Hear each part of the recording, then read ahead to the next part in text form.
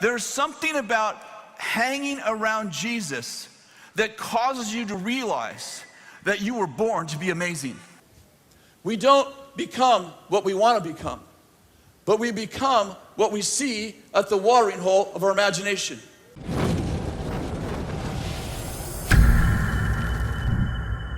Okay, so let me tell you this. My first thing is, I'm not doing both. I'm only doing ministry. So, when Jesus said, seek first the kingdom and his righteousness, and all these things will be added to you. What I learned 40 years ago from Bill Johnson in his very first message was that when I received Jesus, everything I do from that day forward is sacred. I no longer have a secular job. When I own a business, that business is in the kingdom.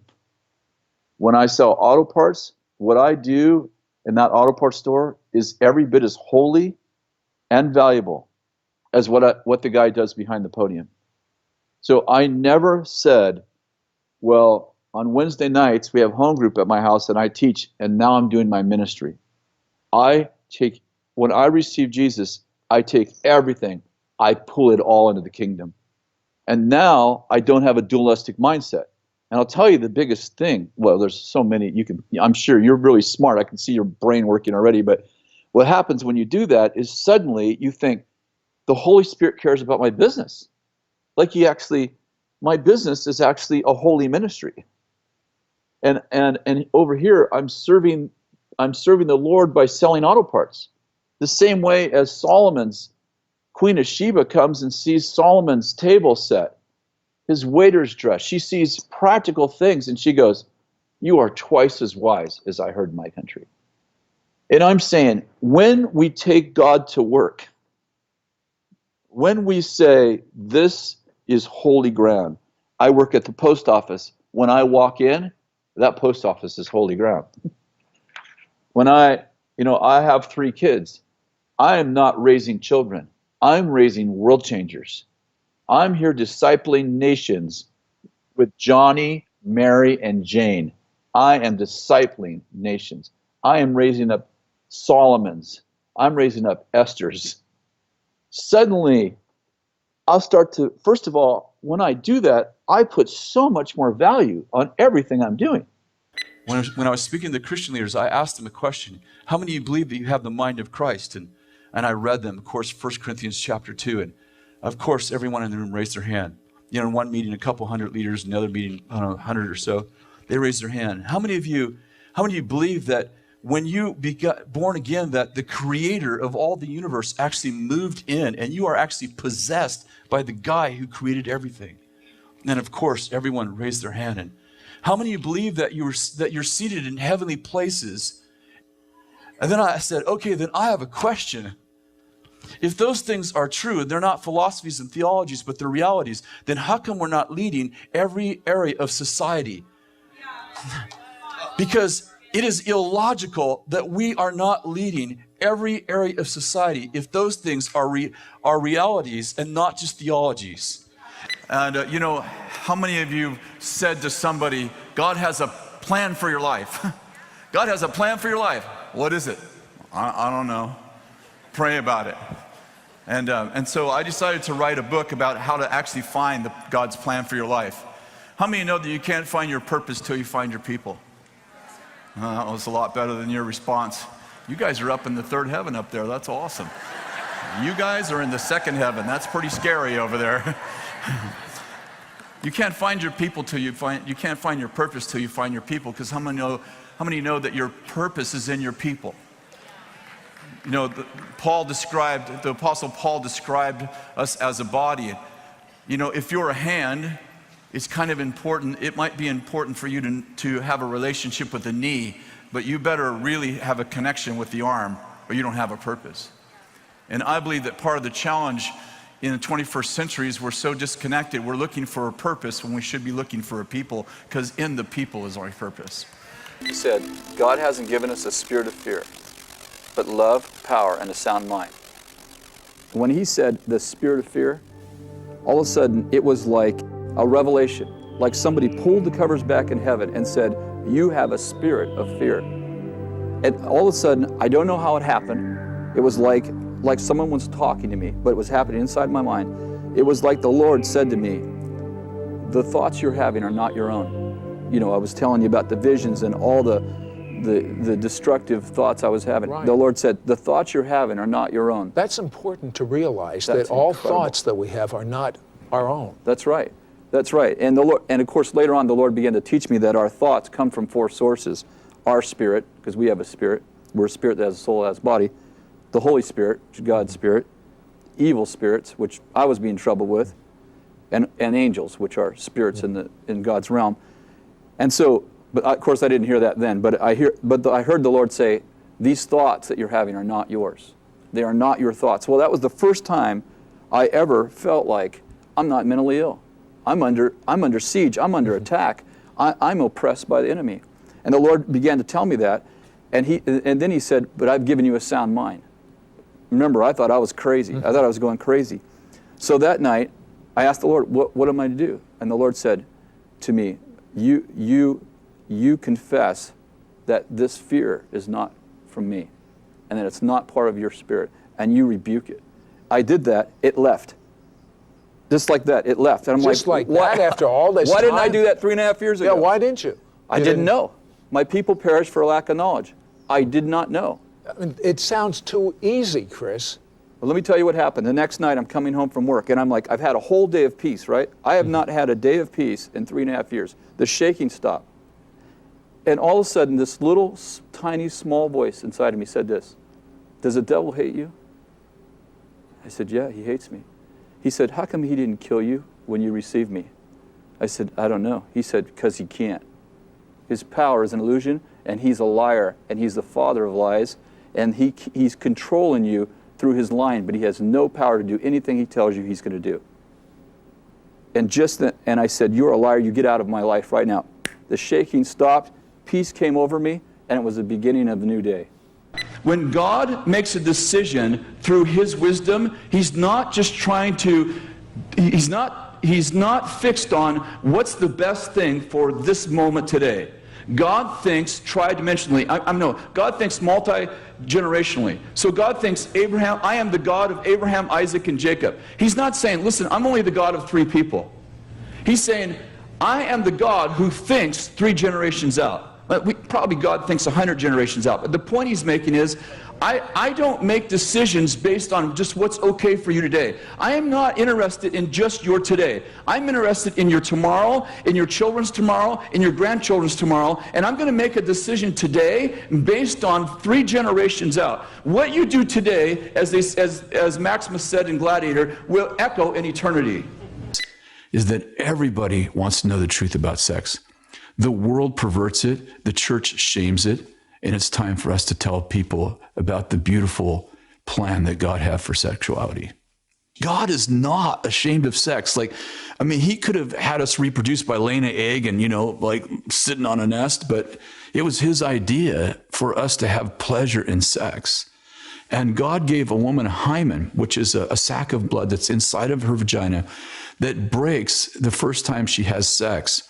And because God wanted sex to come out of covenant, and he provided the blood so that the covenant could be made before the children were conceived, so that children actually come out of a covenantal relationship and not a one-night stand.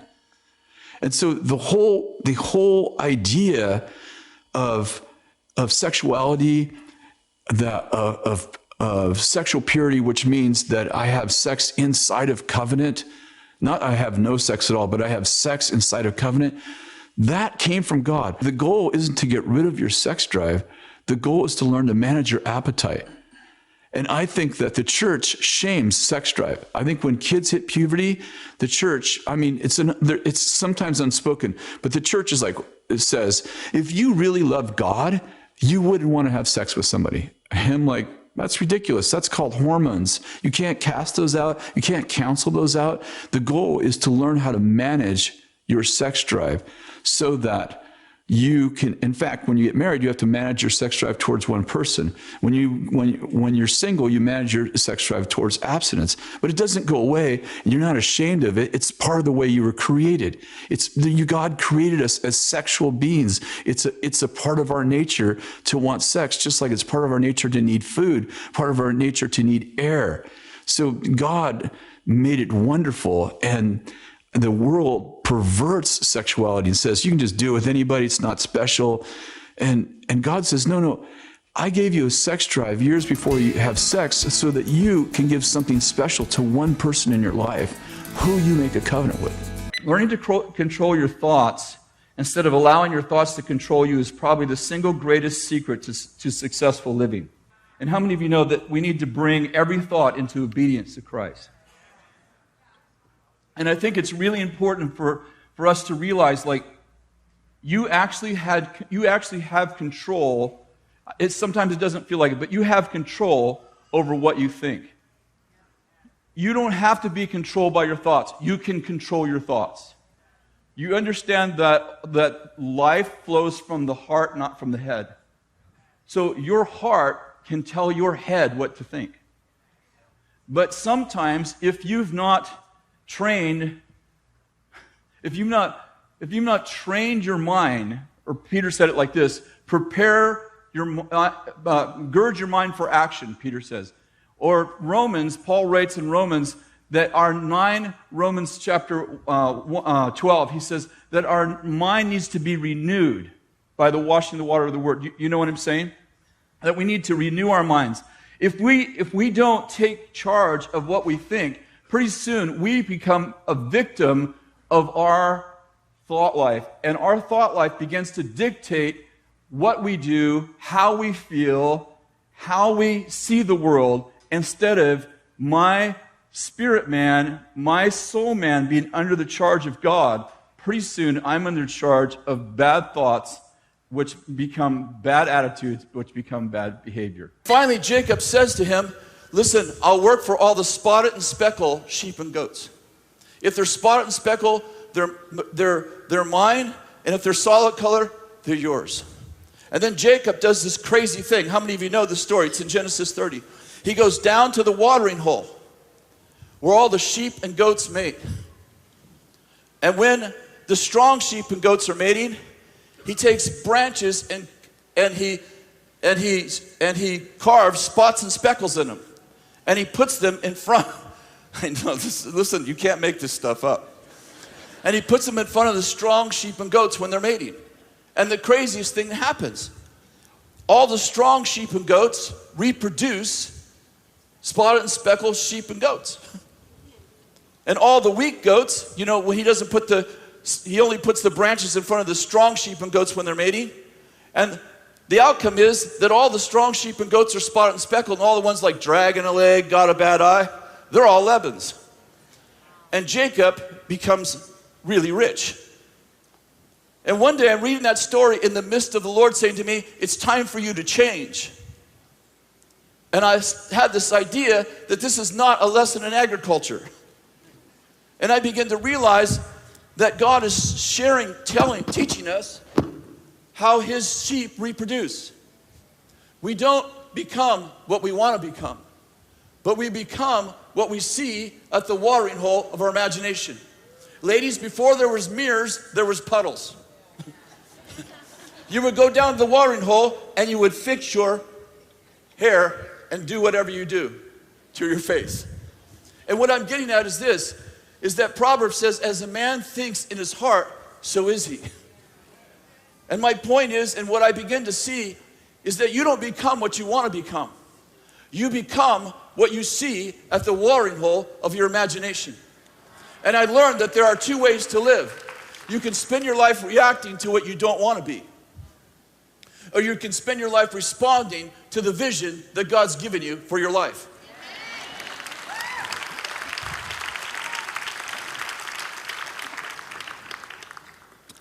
If you spend your life reacting to what you don't want to be, it's interesting because you have to keep in mind what it is you don't want to be. We always say that the value you place on the word determines the power you receive from the word.